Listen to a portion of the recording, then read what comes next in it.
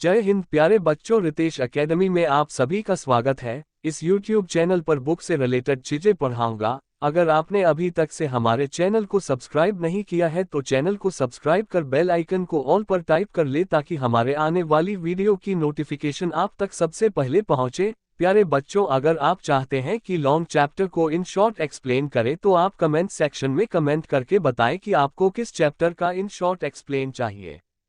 तो चले बिना किसी देरी के वीडियो को शुरू करते हैं। कक्षा 10वीं की पाठ पुस्तक हिंदी पूरक कृतिका 2 से लिया गया है। अध्याय 1 है बच्चों और अध्याय का नाम है माता का अंचल। लेखक शिवपूजन सहाय।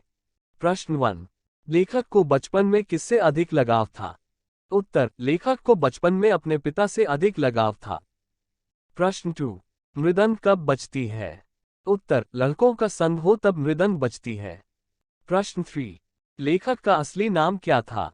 उत्तर, लेखक का असली नाम तारकेश्वरनाथ था। प्रश्न 4, लेखक को उनके पिताजी क्या कहकर पुकारते थे? उत्तर, लेखक को उनके पिताजी भोलानाथ कहकर पुकारते थे। प्रश्न 5, भोलानाथ के पिताजी पूजा के समय उनके मस्तक पर किसका तिलक लगाते थे? उत्तर, भोलानाथ के पिताजी पूजा के समय उनके मस्तक पर भभूत का तिलक लगाते थे। प्रश्न 6, लेखक के बाबूजी किसका पाठ करते थे? उत्तर, लेखक के बाबूजी रामायण का पाठ करते थे। प्रश्न 7, लेखक के पिताजी पूजा पाठ करने के बाद क्या करने लगते थे? उत्तर, लेखक के पिताजी पूजा पाठ करने के बाद राम राम लिखने लगते थे। प्रश्न 8, लेखक के पिताजी रामनामा बही में कितनी बार राम राम लिखते थे? उत्तर, लेखक के पिताजी रामनामा वही में 1000 बार राम राम लिखते थे। प्रश्न 9, पिताजी आटे की गोलियां लेकर कहां जाते थे? उत्तर, पिताजी आटे की गोलियां लेकर गंगा जी की ओर जाते थे। प्रश्न 10, लेखक के पिता आटे की गोलियों किसे खिलाते थे? उत्तर, लेखक के पिता आटे की गोलियां मछलियों को खिलाते थे। प्रश्न 11, बचपन में लेखक अपने पिता के साथ कौन सा खेल खेलता था? उत्तर, बचपन में लेखक अपने पिता के साथ कुश्ती खेलता था। प्रश्न 12, उतान शब्द का अर्थ बताइए। उत्तर, उतान शब्द का अर्थ है पीठ के बल लेटना। प्रश्न 13, जब पिताजी खट्टा और मीठा चुम्मा मांगते तो बच्चे क्या करते थे? उत्तर, पिताजी के खट्टा और मीठा चुम्मा मांगने पर बच्चे बारी बारी कर अपना बायां और दाहिना गाल उनके मुंह की ओर फेर देते थे। प्रश्न 14, बच्चे झुंझलाकर क्या करने लग जाते थे? उत्तर, बच्चे झुंझलाकर पिताजी की मूंछें नोचने लग जाते थे।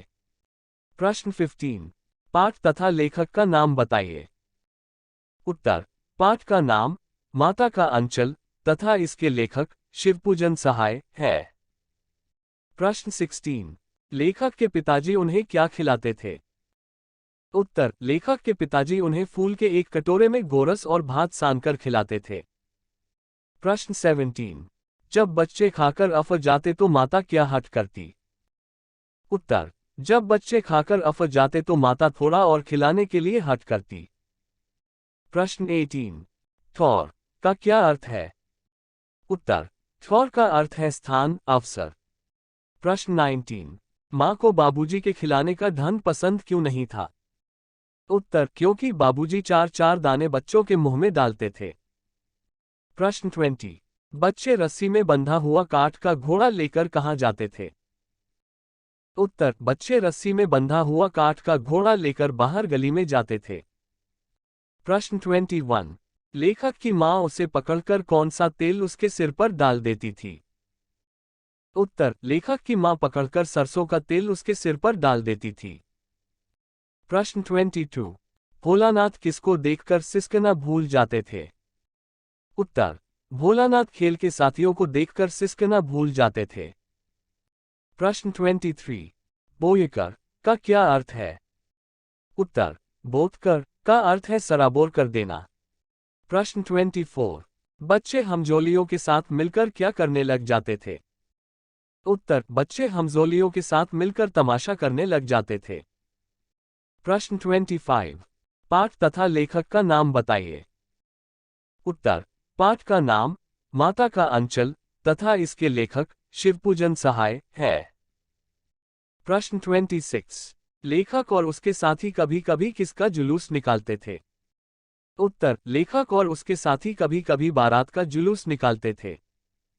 प्रश्न 27, अमोले का क्या अर्थ है? उत्तर, अमोले का अर्थ है आम का उगता हुआ पौधा। प्रश्न 28, इकट्ठा होते ही बच्चों की क्या राय जमती? उत्तर, बच्चों के इकट्ठा होते ही खेती करने की राय जमती। प्रश्न 29, दो बच्चे बैल बनकर क्या करने लग जाते थे? उत्तर, दो बच्चे बैल बनकर मोट खींचने लग जाते थे। प्रश्न 30, बच्चे फसल को एक जगह रखकर क्या करते थे? उत्तर, बच्चे फसल को एक जगह रखकर उसे अपने पैरों से रौंद डालते थे।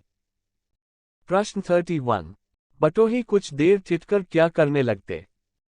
उत्तर, बटोही कुछ देर ठिठकर बच्चों का तमाशा देखने लग जाते थे। प्रश्न 32, बच्चे कौन से मेले में जाते थे? उत्तर, बच्चे ददरी के मेले में जाते थे। प्रश्न 33, रहरी का क्या अर्थ है? उत्तर, अरहर। प्रश्न 34, बूढ़े वर ने बच्चों के साथ क्या किया?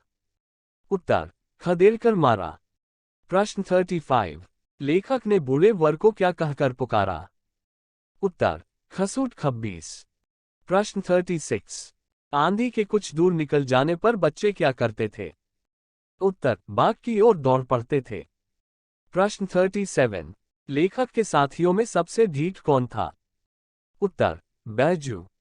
प्रश्न 38, वर्षा से बचने के लिए बच्चों ने क्या किया? उत्तर, पेड़ों से चिपक चिपक कर जड़ में बैठे गए।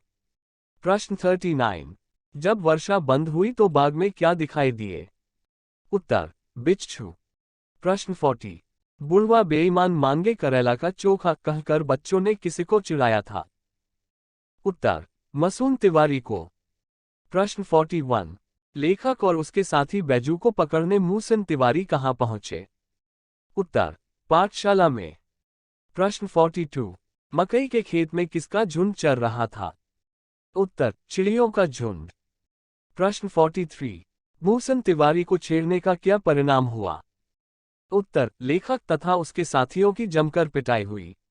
प्रश्न 44, लेखक को रास्ते में क्या दिखाई दिया? उत्तर, बच्चों का एक समूह नाचते गाते हुए दिखाई दिया। प्रश्न 45, कौन पराई पीर नहीं समझते? उत्तर, लड़के और बंदर।